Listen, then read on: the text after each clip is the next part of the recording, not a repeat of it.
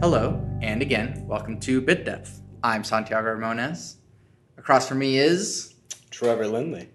How you doing, man? I'm doing great. How you doing, man? You doing all right? I'm pretty good. I am really glad to have gotten you on the podcast. How do we know each other? We know each other through ACM, obviously. Yeah. What was our first class together? I think we had...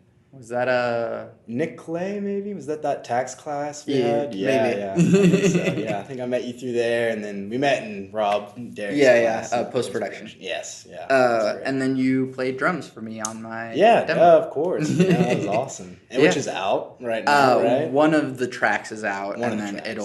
the demo itself will be out at some point later. Cool. So we'll see how soon I get that I'm done. excited to hear it. I'm excited. Yeah. So I'm glad to know a variety of drummers through ACM, but it's very cool to get to know a lot of people better. So first of all, what do you do? What do I do? I call myself a drummer for the most part. I've been playing for about 10 years. So I've been doing that quite a long time. Let's see, I kind of try to play guitar. I attempt it. Anyway. You got a guitar with you here? Yeah, I look the part. Can't really play the part, but I look the part. And, I do some slight videography, photography work on the side, more kind of fun stuff. A few visual programs that kind of run lights from people from time to time, stuff like that. But for the most part, I call myself a drummer. Okay. And you also do some electronic music as well? Yeah, I DJ, make some mixes here and there, play some gigs. Yeah. Yeah, DJ is fun. So, how long have you been playing drums, and what got you started on that? So I've been playing for around 10 years. I think I started in fifth grade band, classic. What got me started for drums or music? Because that's two different questions here. Answer it whichever way you want. What got me into music, I've always been into it, I've loved music forever, but what really made me want to play an instrument was actually seeing School of Rock for the first time, and that's, as cringy as you want to take it, but I loved Zach in that movie, and I just wanted to be the guitarist so bad, and I got a Strat and got an amp, never practiced at all, that didn't work out, but and then fifth grade came along, tried drums and trombone, kind of went with drums, not really the trombone route, but I went the opposite direction. I wanted to play percussion, but so many people wanted to be in percussion, and so I started with trombone. Oh, nice. There you go. All my buddies were in trombone. I was so bummed that I didn't get in, and, the drum thing just kind of worked out. Yeah. It was great. No, it seems like drums are a good instrument for, very young kids because it's, immediately fun as opposed to, giving a fifth grader a guitar. They're just kind of I gotta learn all these scales and chords and stuff. Totally. It gets really boring. But to start with, it's just you hit stuff, it makes sound. Oh, it's great. Just going at it right away. You think you sound amazing. It's awesome. Yeah. It's a good time. So who are some of your major influences as far as playing drums? My major influence is probably John Bonham is probably the number one. He's just always been, I always come back to him. Yeah. At the end of the day, he's got a pocket like no other and just has these fills that just are timeless, you just keep going back to him. Yeah. Neil Peart from Rush. Oh, yeah. Peart, I've heard both. I say Peart. He's just a machine on the drums. Just a robot. He's pretty crazy. But lately, my biggest influence is definitely Kevin Parker from Tame Impala.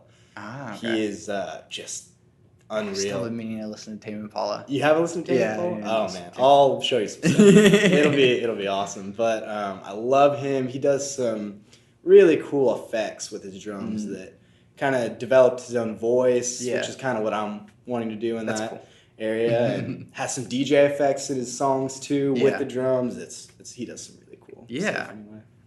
Real quick, you threw out some drummer terminology in there that I know what fills are obviously, and most people can figure that out, but pocket is a little bit more obscure for people. What does the pocket mean? So the pocket is it's just basically the feel of the song. You can you kind of just have to hear what I'm talking about to really understand. But when you feel a drummer with a pocket, I mean, like, you can get me to dance. If the drummer has a pocket and I don't dance, you know what I mean? Sure. So it's just like all about the feel and, just controlling the song and the tempo and, just yeah. how it feels. And then where are you wanting to be?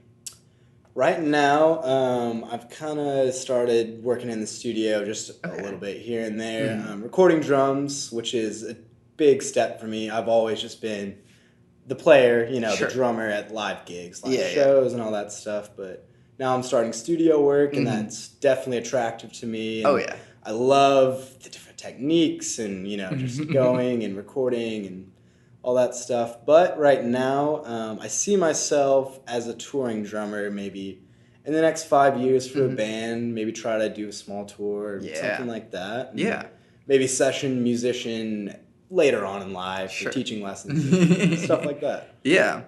And then, so you also do some DJing and like you use a lot of, because I feel like you have the other side, like you're on the other side of the microphone too. Like, yeah, you're playing, but then you also know what it's like in front of the computer. Yeah, definitely. I DJ, I use Serato, and I'm trying to get to the point where I can look down as least as possible, if that makes sense. I'm not really about just like the dude that presses play and has the mix done beforehand and all that stuff. But I'm also trying to throw in a little visual work with my DJ sets too, which definitely adds another layer. Sure. Stuff like that. Anything to separate yourself is what I'm trying to do with that. So how has this like electronic sort of studio side like affected how you play drums? It's definitely affected it. I'm trying to think how to describe that. Maybe more technically, if that makes sense. So like Neil Peart, robot, perfect playing. He's just a machine, and it's amazing, and I love his playing. But with the pocket thing, when you're listening to a lot of electronic music, it definitely affects like my mindset for how time works. If that makes any sense. I'm trying to think like a Chrome Sparks. You know who Chrome Sparks is? I'm not sure. He's just an electronic artist who everything is pretty much on the grid. It's not too crazy. Like Flying Lotus, have you heard of him? He's a crazy beat maker that does a lot of stuff that sounds out of time and looping that doesn't match with the grid and stuff like that. So it's definitely a battle between trying to be that pocket drummer, but when the drumming stops and it's time for DJing, getting in that mindset of everything's on the grid, it's on time, So it's definitely a battle between the two, I've found. Yeah. Is it sort of like, because I mean, I feel the same way, like just being a musician and recording and stuff. It's that whenever you play something by yourself, you are time. But whenever something's being recorded, like it has to match. And so it's like, is there still, like, can you still get that pocket even whenever you're recording to a grid? It's possible. There's certain drummers. Oh, man, I'm blanking his name really hard. But Miles Davis had a drummer on Kind of Blue, I think is the album. Yeah, that's the name. But he plays like almost a millisecond behind the beat, but it's perfectly in time. You know what I mean? Like behind the beat, but in perfectly behind the beat, if that makes any sense. So it is possible, but it just takes a lot of time, a lot of practice, But I definitely like the drummers that can play off time, but still have the groove, just a little bit off. I think that adds some realism to it. So, like, does playing to a grid sort of take away from the playing, or does it sort of pose a challenge that, like, it sort of sounds better? That's a great question. It definitely depends on the style and vibe. I think playing to the grid definitely affects my playing with with the beat going, it does provide just the security blanket. You know what I mean? Like, I don't necessarily want to be playing to a click all the time, but it definitely helps, you know? And as much as I could be on, I'll still get off that click a little bit from time to time. But I kind of like that. So, I mean, I really don't know how my recordings would go if I didn't play to a click at all. I think it might be a little bit of a shit show. But, you know, yeah, it definitely affects it and makes things technical at times and kind of hard to be creative if you're thinking in a grid-like mode. But it's all about your mindset and what you're trying to do. So then how do you feel about, like, quantization and stuff like that? Do you feel like it takes away from the recording, or do you want to, like, do you want it to just line up right in there? So I go back and forth on this all the time, and I've said it again, but it also depends on what you're going for. Like, Sure.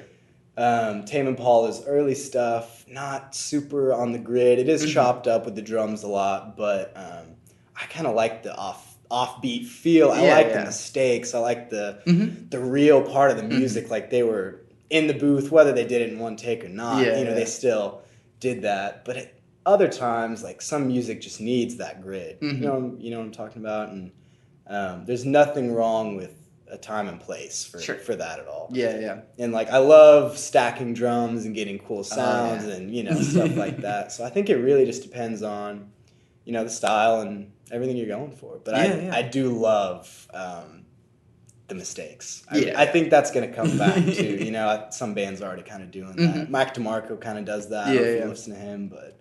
I was listening to Arcade Fire this morning, and on their first album, you know, what you expect from, like, a first album. It's not going to be, like, their greatest thing ever, but, like, there was one track where it was the female vocalist was singing, and, like, there was something in her vocal that, like, wasn't, like, right. It wasn't perfect, but I was like, like... Yeah. You're going to remember that. Yeah, exactly. I love that. Yeah, so that's something that I really appreciate about, like, you know, you have all this time to record, but, like, that realness still shows. Yeah, exactly. Like, that was raw in the moment, and they kept it. I really like stuff like that. So then, how did you decide that music was what you wanted your career to be? Actually, since 5th grade, that's pretty much been it, man. Oh, yeah. It sounds crazy, but it worked out in the first couple months. Drums really started taking off, and started taking lessons, bought a drum set, and then after that, I was just like, I'm a drummer, man. And, you know, there were some questionable times, like, do I need a real job? But my parents have always been super supportive, and I went to a really great school that was very supportive of my drumming and everything, and it's pretty much just been the plan since day one. Yeah. I mean, have you ever been, like, worried about it, or do you think that, like... Oh, I think we're all worried about it. You know, like, we're all we're all worried about our lives at the end of the day. But I also think that if I'm just determined enough, I know I can do it for sure. And I don't mean to be cocky about that. It's just, you know, you got to be...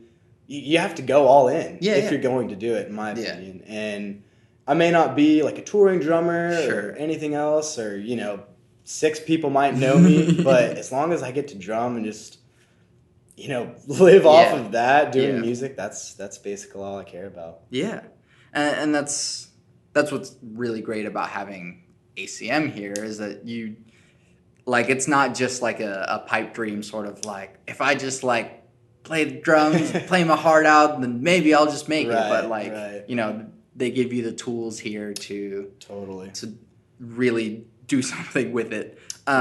What's ACM like been for, or what's ACM been like for you? In words. It's been a trip, honestly. You know, I've been here. This is coming up on my 4th year at ACM. I started as performance major and kind of morphed into production. So it started off as I'm playing drums, I'm doing the performance thing, you know, I've kind of been here before, but I definitely learned a lot of things performance-wise about, you know, getting into your music and performing a show is definitely a big thing that I learned. And I can't replace that at all. That was huge. And lately it's been, the production side and really getting into other instruments and music. And I've really found a great appreciation just for a song. Yeah. Not just a drum part, not just like, oh, he shreds on that guitar song, but like just every single part. I've just really grown in appreciation and got a way better idea of the industry for sure. That's been a huge thing for me. Yeah. Do you make your own music?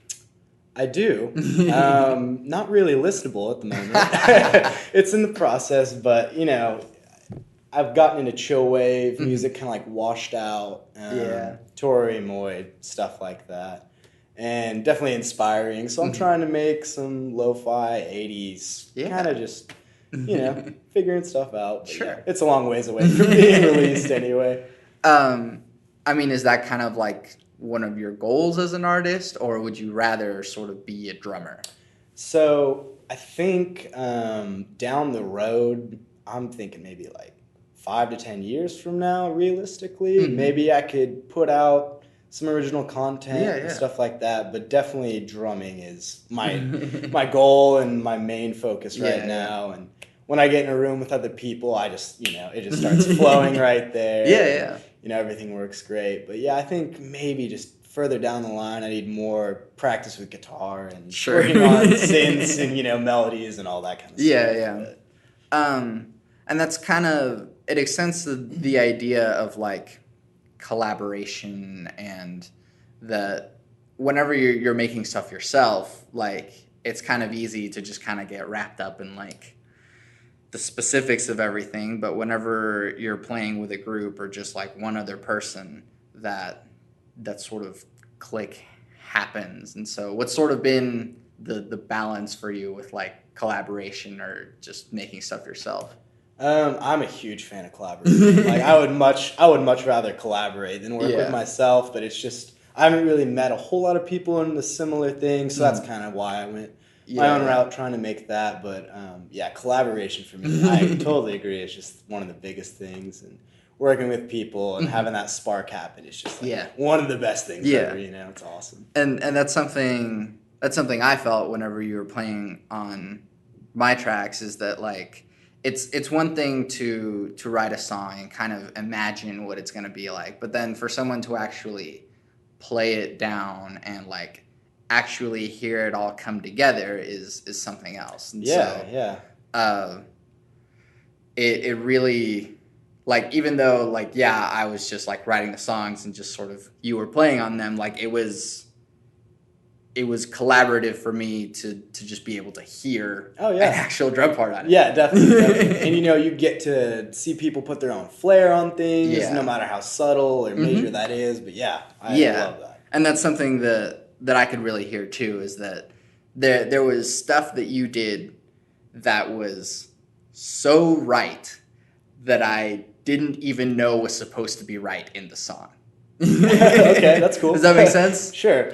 Yeah, so like if like a fill was coming in and like you just like hit it or like rest in just the right place, like that collaboration really shows through. Yeah, and then you can have more ideas from that too, which is what I like a lot. It's just like it never ends. It's awesome. Yeah. Let's see.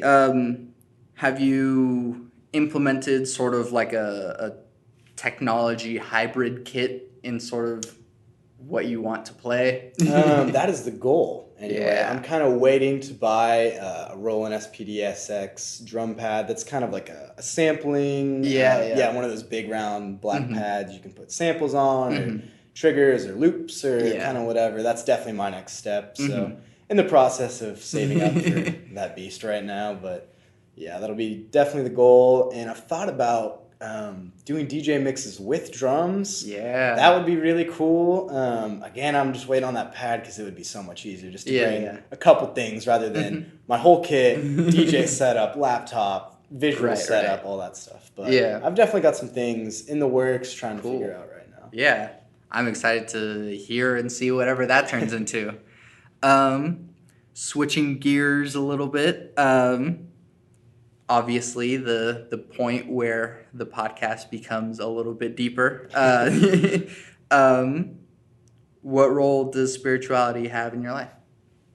What role does spirituality play? I choose to keep my religion just to myself. Just, I don't know.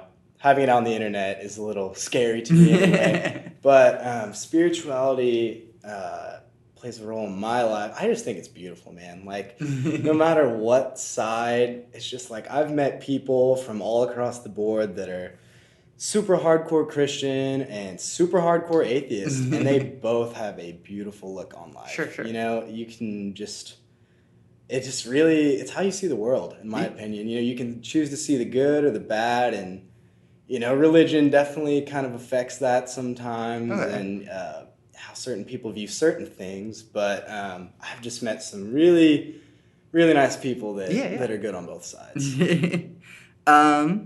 And then sort of like accommodating that, since I don't want to pry into your personal beliefs or put that into the internet. So bring it on. More moral questions instead. So how do you morally perceive selfishness, and like especially in a society that is so self-centered and like self-aggrandizing? Give me a little bit. I'm sorry. Can you give me like a little bit more on that? Like just how I perceive selfishness? Yeah. So, is selfishness a good thing? Should it be encouraged? Should it be condemned? And where along that? I don't think it's good to be selfish, but there is to a point. Like I think you need to be selfish in the ways that are just bettering your personal health, if that makes sense. Like you need to be selfish in that regard. Like you need to just make sure you're okay as a person. And like, I'm not saying, be mean to anybody or anything like that, but I wouldn't agree that selfishness is necessarily good. More on the generous side. Sure. And I mean, especially sort of regarding how, like, our culture, at least in America, is very, like, me, myself. And so, like, everything that I do for, like, my family or my work, how do you feel that that affects society? It's not good, in my opinion, like the whole social media thing has really, I don't know if it's made people more selfish, but I think it's definitely brought it out, if that makes sense. You can see, like, it's just really transparent, in my opinion, like, I don't want to get too deep into that, but you can just tell, like, you go on Instagram or Twitter, and you can just see the people that are obsessed with themselves, if that makes sense. And I think that definitely transcends to just being people, like, in person, It's just, like, some people have a hard time keeping a conversation that isn't about them. Right. Which is definitely weird. It's definitely weird, but... But and then at the same time, like being musicians, we sort of have to like sell ourselves in a regard that like, hey, like look at my stuff, So like, don't be selfish, but look at me, Yeah, exactly. Totally. How do we sort of balance that, or how do you sort of balance that? That's a great question. I am terrible at talking about myself. This is probably the most I've ever done that. It's really good to be humble, in my opinion. You don't want to be too cocky or anything. I think confidence is a big part, but not overconfidence. I'm going back and forth. Want to be confident, but not too much. But just being. If I see someone that like really loves their music, that makes me want to listen to their music. I don't know if I'm getting off topic, but if I just see someone just getting into it at a show or listening to their own music, like that's just like one of the biggest things. And I don't see that as like selfish. I just see that as like love, man. Love for music, love for what they're doing. And I'm all about just like finding people that love what they do. And I think that's what's most important is just loving what you do, showing people that you love it. You don't have to be overbearing about it, but I think that's what's most important. If you're liking what you're doing, I think other people will kind of follow along eventually. And then it's kind of a hard line to walk whenever you're like, I really like my music, and this is kind of something I've said on the podcast before. It's like, it's sort of a paradox in saying that, like, I like my music and you should listen to it, but you're also sort of saying, like, I think my music is good enough to take time out of your day to listen to. Right.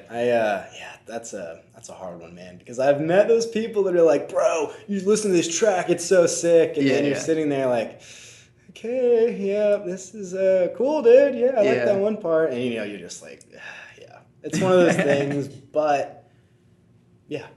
I don't really know how to end that one, it's just, it is just finding the balance with that one, you don't want to be handing everyone your music and forcing people to listen to it. But, yeah, it is asking a lot for people to take their time to listen to your music and stuff like that. So I think it's just when you find that place where you're like, I actually want to take time to listen to this. It's kind of the goal anyway. Yeah. So, like, how would you approach, like, say you just put out your new, like, chill wave album or something, and then you go, like, hey, it's out. Yeah. I'm not one to force people to listen to anything, just because I'm one of those people that I kind of just like take my time finding things too, something's like 2 or 3 years old and it's brand new to me. I'm all about it, I'll rage on that for a couple weeks. And so I don't know, I just kind of like to put things out there, maybe I'll text some people or show a few people here and there, but if people are just kind of like murmuring over it and, the response isn't like, oh, this is amazing or whatever. It's just like, I'll let people find it on their own. That's kind of my approach. I think that at the end of the day, the best music rises to the top. Right. It might take a while. And, there's definitely artists that are not as popular as they should be, in my opinion. But if your music's good enough, I think people will find it eventually. That's kind of my thoughts on that. I guess this is like a sort of strange question, but does good music necessarily come from good people? Oh, hell no. Definitely not. There's so many weirdos that have great music out there, but, I can't say that you have to be a tortured artist either to make great music. Right. I just think it just comes from inside and, just like whatever comes out, comes out. But, I don't think good people make good music or bad people make bad music, if that makes any sense. It comes from everywhere. Yeah. I mean, especially like, I've been cynical enough lately to like, yes, this is relevant to now, but like Taylor Swift coming out with like this just like crazy slew of just like I'm the victim, not the victim, right? And like I don't know, like she's an interesting one. She is an interesting one. Because as far as that new song goes, I'm not a fan of the lyrics, but it sounds really cool. Yeah. I'm just not a T Swift fan in general, so I'm probably not the one to ask about that. But yeah. Or even just like speaking of other potentially terrible people making great music, Kanye is another great example of some amazing stuff coming out, and he's just batshit crazy. Yeah.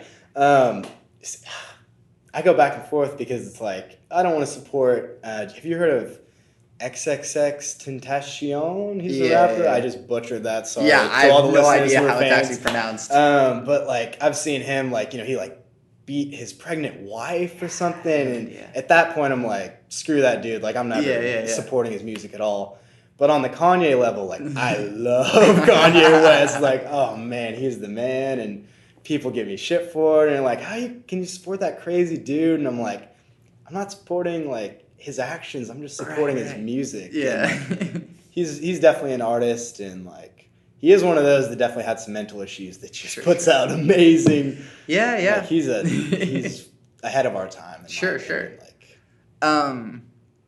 but yeah, that's a strange like, because earlier you sort of mentioned that like you don't have to be a tortured artist to make like good music, but like there's something about it definitely helps crazy people making just the best stuff. Right. You know, like Jim Morrison, like he crazy dude, but I mean, he was next level. There's plenty of crazy people out there, and I think it just like once you reach that point of no return for, you know, some of those people, I think music is just the outlet that works for them, if that makes sense. Yeah, you know, it's like I do not have a hard life at all, but when I have a rough day and I go in and play some drums or play some guitar, try to play the guitar, you know, or stuff like that, it definitely helps. And I think that's kind of just what works for those artists too. It's just like we're all a little bit tortured in some way, some people way more than others, and I think that's just an outlet for some of us anyway.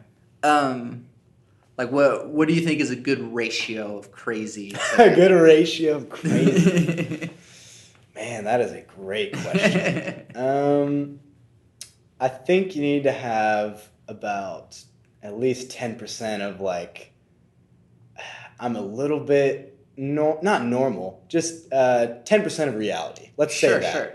You know, you got the 10%, and then 90% is just like going off the wall, being an artist. But I think you just have to have just some sort of grounding. A little bit of grounding, but you know, again, there's artists that have none of that are just awesome and amazing. So, you know, it's whatever works for you. Yeah. You know, I mean, I haven't listened to very much of Death Grips, but like crazy.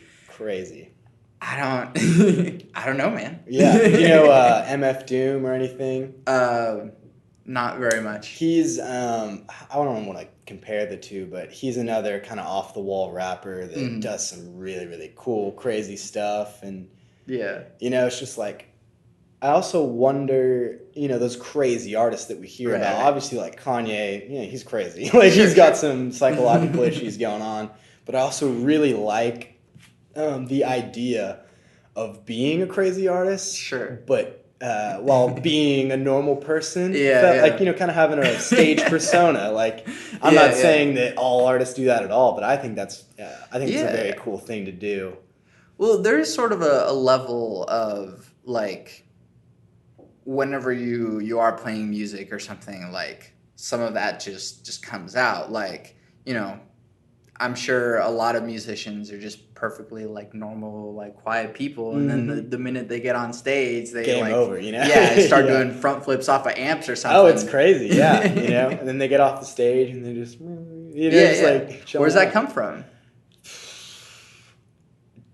Deep down somewhere, man. I don't know where it really comes from, because I mean, it kind of depends on the day. But I'm outgoing sometimes and not outgoing sometimes, but when I walk on that stage, like, it's mine. You know, it's like, you're going to know I'm there for sure. And I think musicians kind of have some kind of performance hardwired somewhere. I think you have to bring it out, but I think it's down there. You know? Yeah. I guess sort of like bringing it back to like the other stuff, like, at the end of the day, we also have to be like business people to an extent. And I mean, like, if you have enough money, you can hire someone to be the business person for you. But like, at some point you do have to,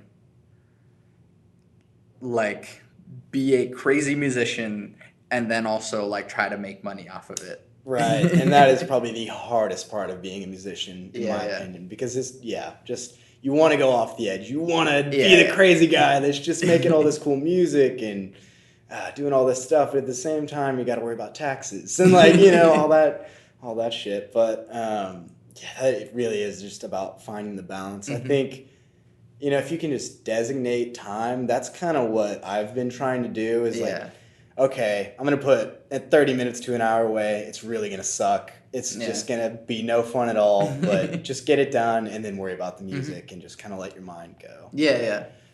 Honestly, like, at some point, like, if you just learn how to make, like, spreadsheets, like, it's actually really nice just, like, punching in numbers and it just does it all for you. It's, like, a little exciting for me. Okay. I'll have to give that a go sometime. Yeah. Because you just, like, punch in the numbers, like, oh, I have this much, like, I didn't know I had this much money. Like, definitely. It's like, I have $10 more than I thought I did. And we need that. Yeah. $10 adds up.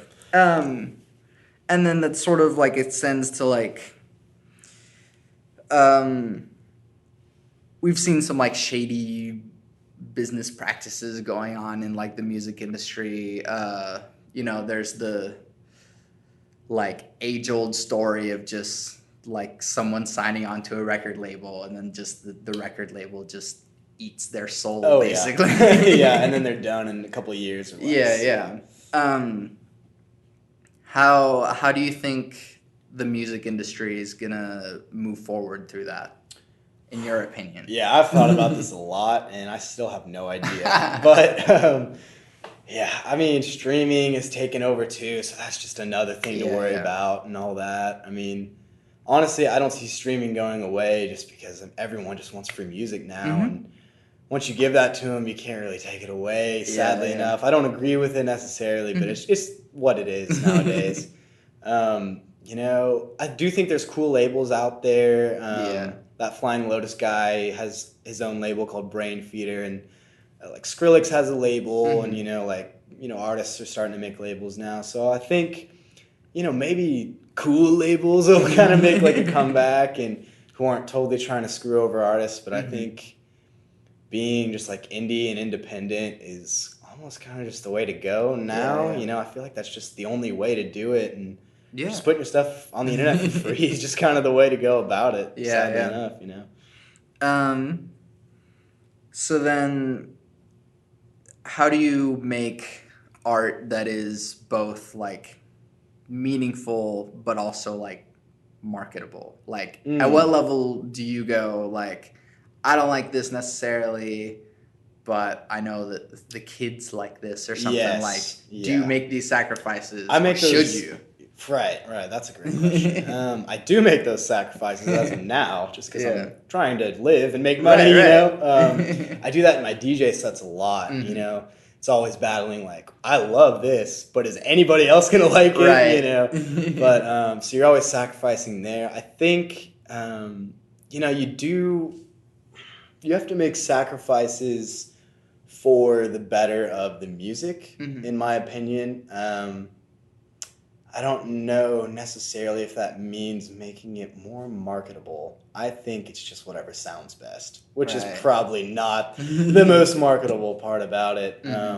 So I think it definitely depends on, for DJ gigs, sure, yeah. Like you gotta, it's give and take and stuff like that. But in my own music, if I was doing it, screw everyone else. I'm doing what I want to do, what sounds best. I like stuff that is more timeless, It's just like you put a Zeppelin record on. I mean, like that's never going out of style, So I'm always trying to find the balance of like, what are some influences I have that it's gonna stand the test of time? But like, what is also the new wave of music? What's next? So I'm always trying to find that balance too of just like what's gonna sound good for 5 years from now, what's going to sound okay, and like, but what's 5 years from now going to sound like as well? If that makes any sense. Yeah. Do you think that like, I don't know, should stuff be like stifled in that regard, like, or would you rather see art that people like truly want to make? I just want to see stuff that people want to make, and I really. I'm sure there's certain parts of the record-making process, obviously there are, that you just have to cut to make it to that final record, like, this is going to sell, like, people are going to like that. But I just really love artists for artists. So, I mean, like, they know what's best for them, and, most of the time anyway. Obviously, there's producers and stuff that help them out and things like that, but I really just want to get inside an artist's head and see what that's about. That's what I'm, Well, what's sort of some unconventional stuff that like you've wanted to try that you feel like wouldn't really work? Just on the drums or just music in general? Or just anything in general? Oh, man. Let's start with on drums. On drums. Let's see. I've kind of wanted just to redo my drums in general and try to just like the setup of them anyway. And just kind of make a new way to play drums, if that makes any sense. I mean, like, forever it's just been the same setup, Mm-hmm. left or right. It's either turned around, cross hands. Mm-hmm. You got a couple different ways to hold the sticks Yeah. stuff like that. But I've thought about just like redoing my entire setup and trying to just like figure out a way to be unique in that sense. Yeah, and, yeah. It would definitely make your playing sound a lot different too. Yeah. So that's not really that mind blowing, but that's Sure. just what came to my mind right now. Definitely thought about making some abstract visual art with my DJ mixes. Mm-hmm. That's my next goal. I don't know if I really want to talk about everything it entails, but a lot of Flaming Lips-esque, weird, Adult Swim off the wall. Yeah. Oh, yeah. That very just eye candy, stuff like that. Yeah. But it also seems like the more that people start pushing these boundaries, like the more that it seems to be that people are into it. That like you get shows like, I mean, as crazy as like Eric Andre, and then but even just like a bit less so with like Rick and Morty that goes like way off the wall, but like people are still like, oh, I'm totally into that. Yeah, they love it. Yeah. I think pushing boundaries is great. Yeah. I think honestly to the point where we're at right now with like Eric Andre and stuff, like it's just gonna go even further. Like I don't really know how it can, but somehow it's just gonna get weirder and weirder, and I'm totally down for it. Yeah, definitely. Going more to like everyday life sort of stuff. How has consumerism sort of shaped decisions that you make?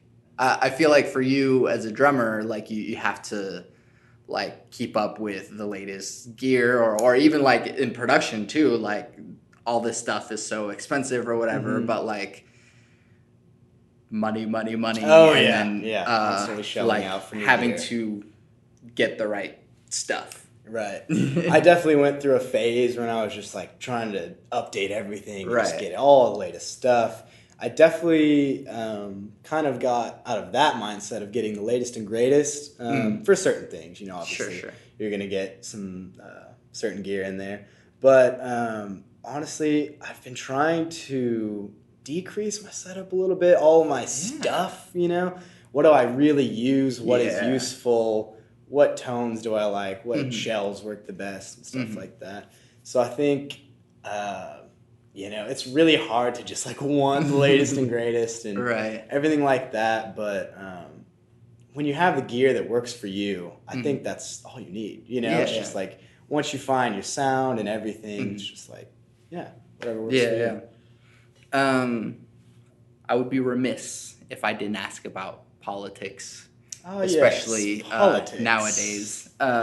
But it still has to do with moral questions, obviously. And so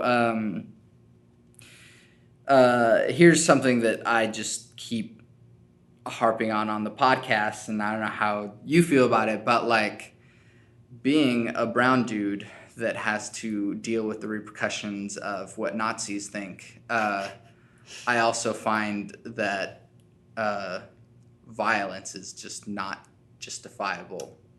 Right.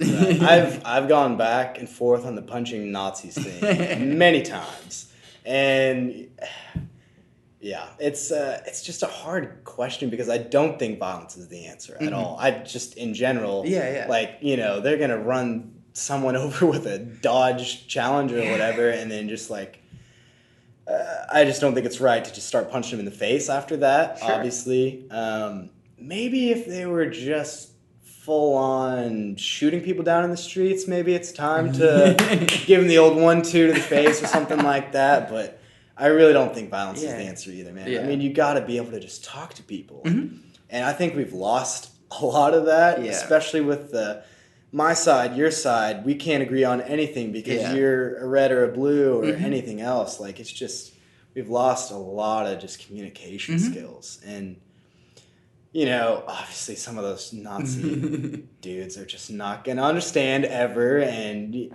I don't know. Hopefully they can just die out in the next 20 or 30 years. And by the time we're old men, we'll be laughing about the crazy times in 2017 with the baboon in the White House and everything else. Sure, but like, that's also what they were saying, like, at the end of World War II Yeah, as well. It's like, that's man, also we true. really hit a rough patch there. Who would have thought that genocide was going to be okay? Good thing we never have to deal with this again. Yeah, that's also true. I mean, yeah, I just don't think enough conversation is happening between both sides. Is honestly what I think. It's just like we just gotta rally, man. That's what it comes down to. We gotta just get it. But rally about what? Coming together on just like normal issues, racism, like bigotry, like equal pay. Like, can't we all agree on like just like climate change? Like all these normal things that I would think a normal person would be like, well, yeah, everyone should, have all those things. Be, just like care about Mother Earth and, like the economy and another person and like, stuff like that. And I think we just need to have more conversation like that. And obviously it's going on, but there's just a lot of bad publicity on both sides. How do you encourage people to be better people? How do I encourage people? Let's see. I mean, I don't know if I call it encouraging. I just try to be a good person to everyone else. And that's what I would say is encouragement, I guess. It's just like, if you can just be a decent person to people, like, all I ask is they return the favor, and I think that's pretty much the only way I encourage it, because I don't want to be that dude. It's just like, be nice to everybody at all times, and just like super overdoing it and stuff like that. But I think if you're just good to people, I don't know, hopefully they return the favor, or at least learn to do that over time. Lastly, what advice do you have for people? What advice do I have for people?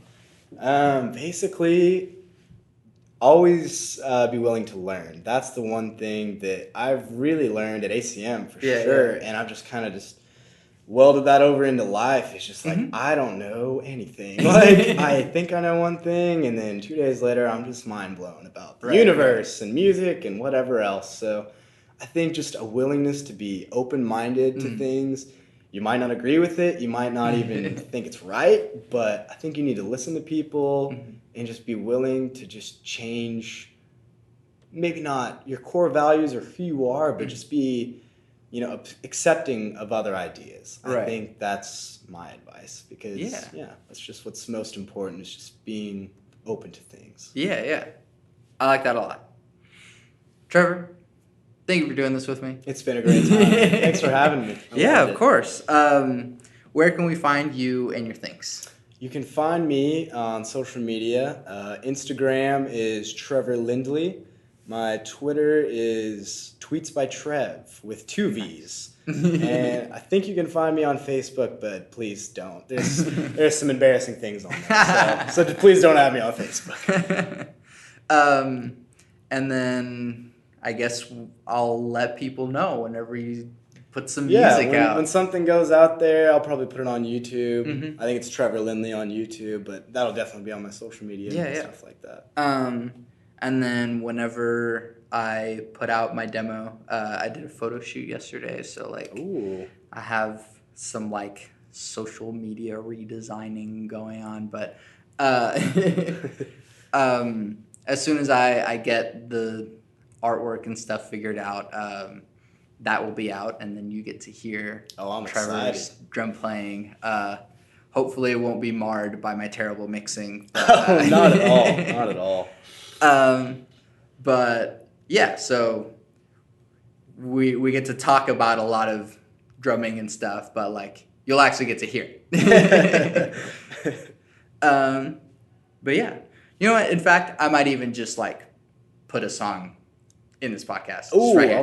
There we go. There we go. That sounds awesome. Yeah. Again, thank you for doing this with me. Thank you for taking the time out of your day. Thank you for having me.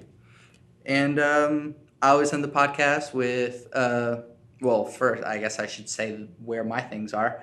I'm Santiago Ramones. This is Trevor Lindley. You can find all my things on my website, santiagoramones.com. which is where I put all my music, this podcast, any of the stuff that is about me. I don't really make like a different page for the different aspects of me. Like everything is me. And so my cosplay, along with the podcast, along with my music, everything is me. I always end every podcast with my three things. Sort of shapes my life philosophy. And those three things are: love never fails, it's going to be okay, I might be wrong.